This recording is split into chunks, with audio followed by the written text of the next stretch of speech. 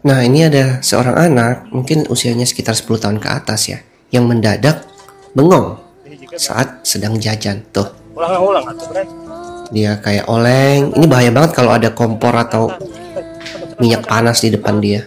Untung si bapak penjualnya sigap, langsung dipegangin anaknya. Dalam hitungan detik, anaknya kembali sadar.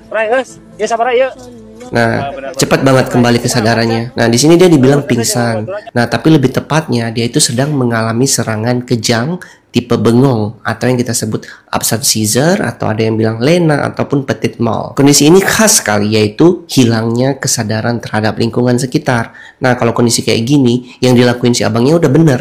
Coba dibangunin, kalau nggak bisa ya udah pegangin aja.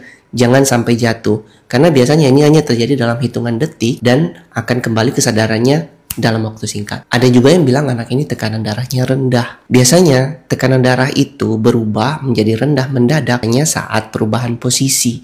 Misalnya dari duduk atau dari berbaring tiba-tiba tegap atau langsung berdiri. Perubahan mendadak posisi ini bisa mengakibatkan suplai darah ke otak itu berkurang sejenak. Nah, tubuh membutuhkan waktu beberapa detik untuk mengadjust tekanan darahnya, pembuluh darahnya untuk memenuhi kebutuhan darah ke otak. Makanya biasanya kalau misalnya mendadak dari tiduran kita berdiri, itu bisa oleng sebentar, pandangan juga gelap, sekian 1-2 detik bisa pulih lagi. Jadi kalau anak ini, dia dalam kondisi yang memang sebelumnya sudah berdiri, tiba-tiba dipanggil nggak sadar atau bengong. Beberapa pasien ada yang postur tubuhnya bisa tetap tegap, dia bisa mempertahankan, ada juga yang oleng ya, tapi yang pasti mereka hilang kesadaran terhadap lingkungan sekitar.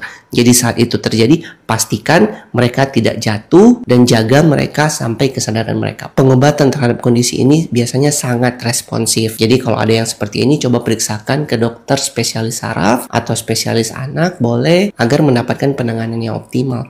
Kalau kamu merasa video ini bermanfaat, silahkan di-share dan jangan lupa follow supaya kamu dapat edukasi menarik lainnya. Semoga bermanfaat ya.